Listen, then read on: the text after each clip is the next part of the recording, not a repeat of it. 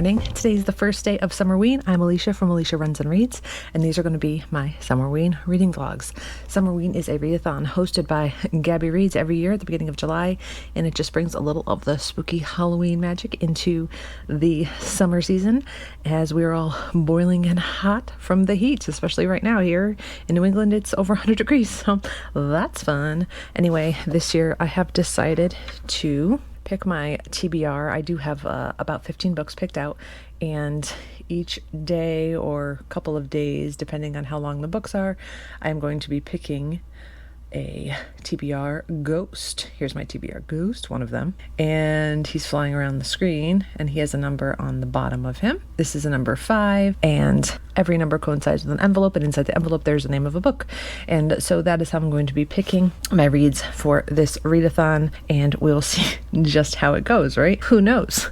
I could read one book, I could read 10, who knows? So I did already pick my first book, and I have footage of that. Before I show you that, please like, subscribe, comment down below, and I will see you when I have something to say about my first book. So these are the possible choices of the books. And here's our ghost. We're going to pick a ghost out of the pumpkin, and whatever number it is will coincide with an envelope, and the names of the books are in the envelope. So Aria, my daughter, is going to do this for the first one. Here's her arm. What number is it? 5. It's a 5. Can you see? Do you want me to open it, or you want to open it? How do I... Oh. What does it say? House of... Idol. Okay, so House House of Idol. So that's good. That's not a super long one. It's the very first one in the row. So cute. I'm glad you think so. So we're going to be reading House of Idol for the first book of Summerween.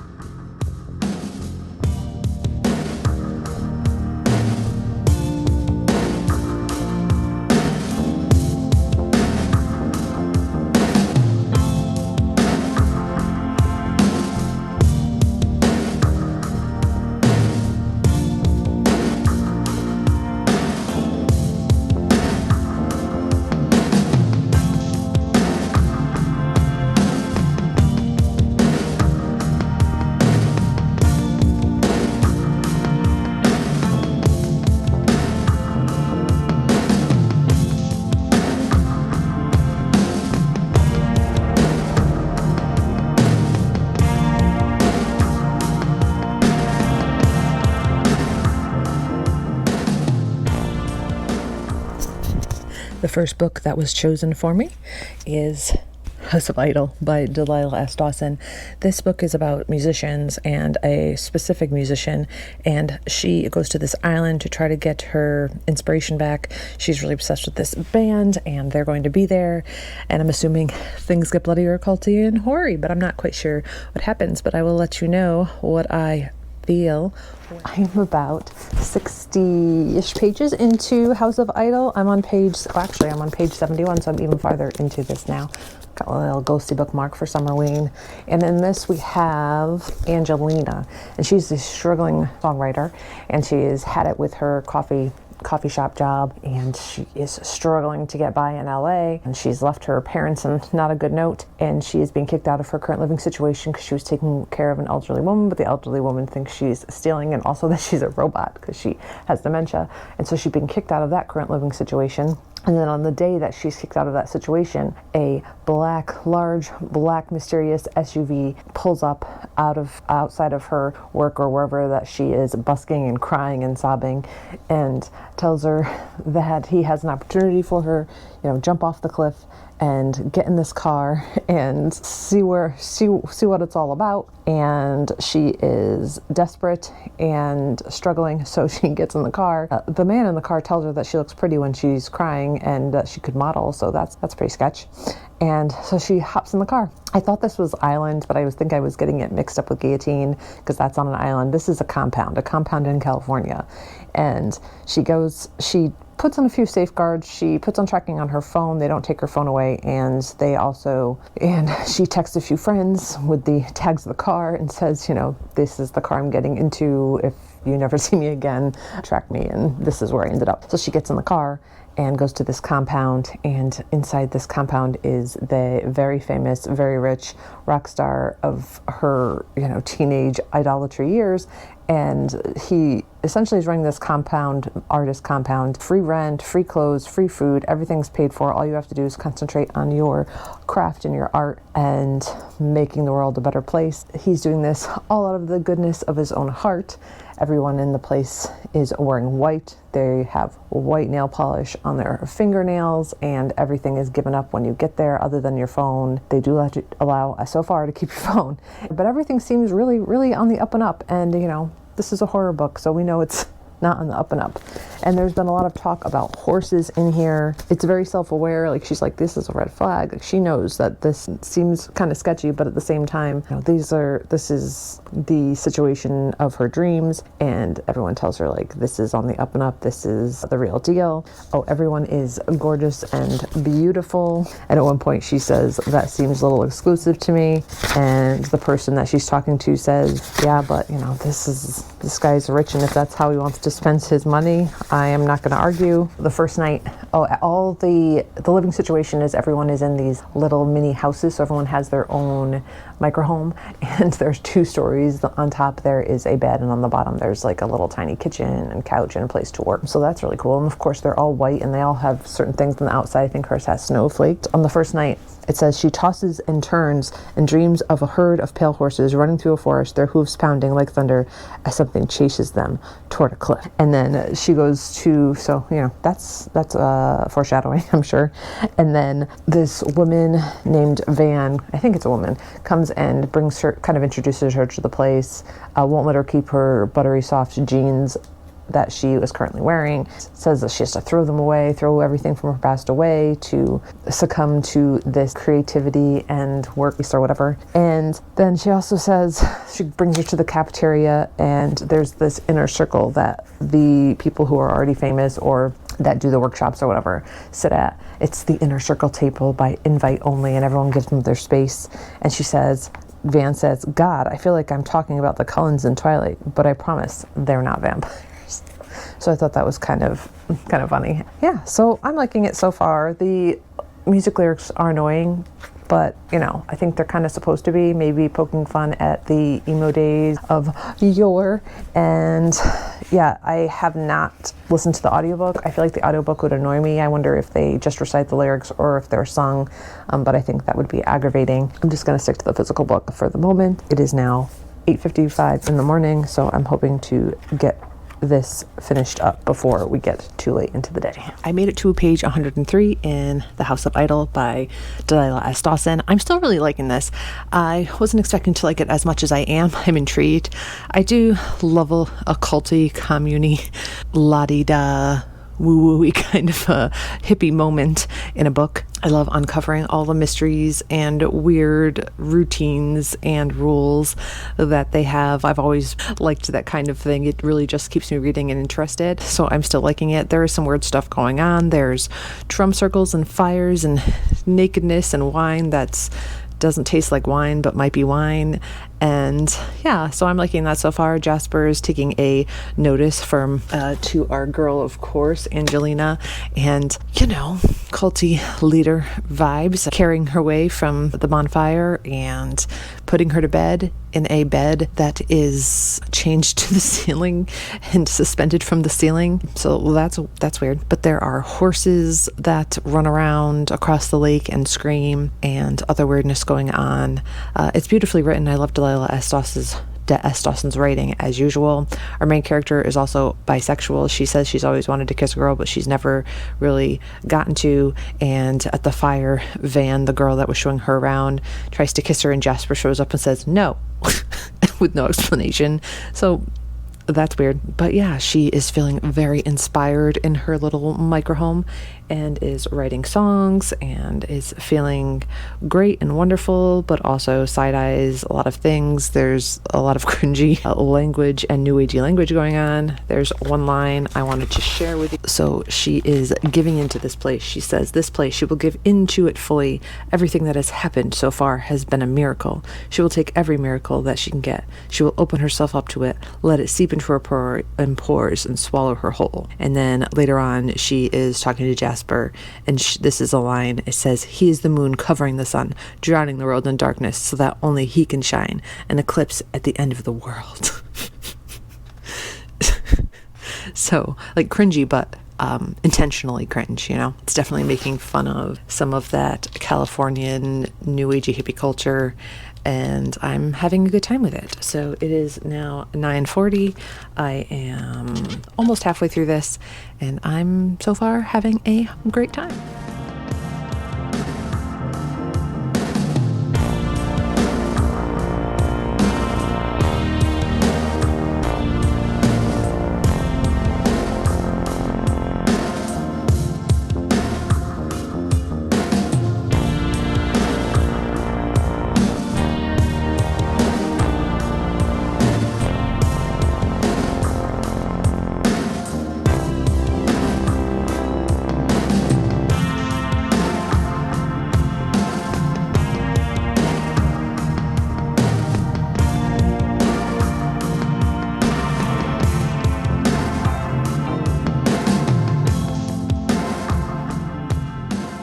So I finished my first book of Summerween. I read this all morning, and I finished House of Idol. This is just a story of a girl knowing what she wants and ignoring all the red flags so that she can get it. And I thought it was a lot of fun. I would not recommend reading the synopsis, though. There's something that happens in the synopsis that literally does not happen until like 70% of the way into the book. So I would go into this a little more blind if you can. But I think I'm going to give this 4 stars. I really liked it. I didn't like it quite as much as Bloom, but I think I liked it just as much as Guillotine. It would probably tie with that. And with that, I need to pick another book to read for Summerween. Do you want to help me? Or no? No? Okay. Can you hand me that? Hand me my pumpkin, please. Assistant. Thank you. I'm gonna pick a new book out of here.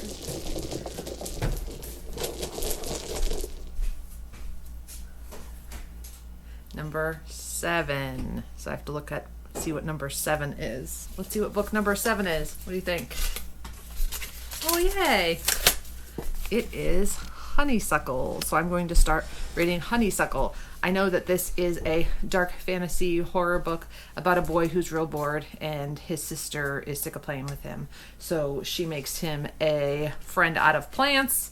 And then as they get older, they remake her into an older version of a friend made out of plants.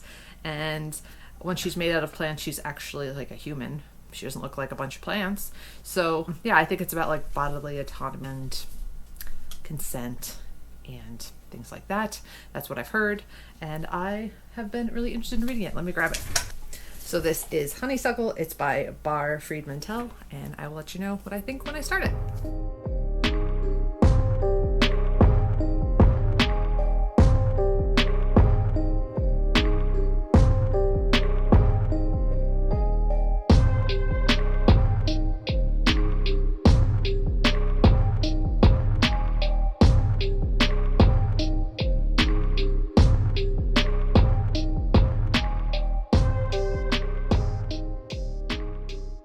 It is now the end of the first day of Summerween. It is 10:03 in the evening.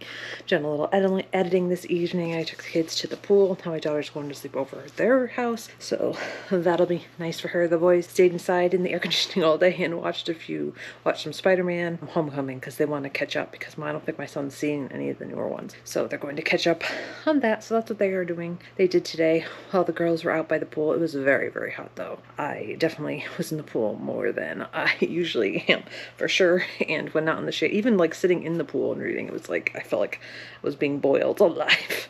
So it was very, very warm. It was nice to get outside a little bit since the last few days we have been stuck inside. The fan is on. I'm sorry if you can hear that, but it's just too hot. I did turn the air conditioning off while I give you this update though.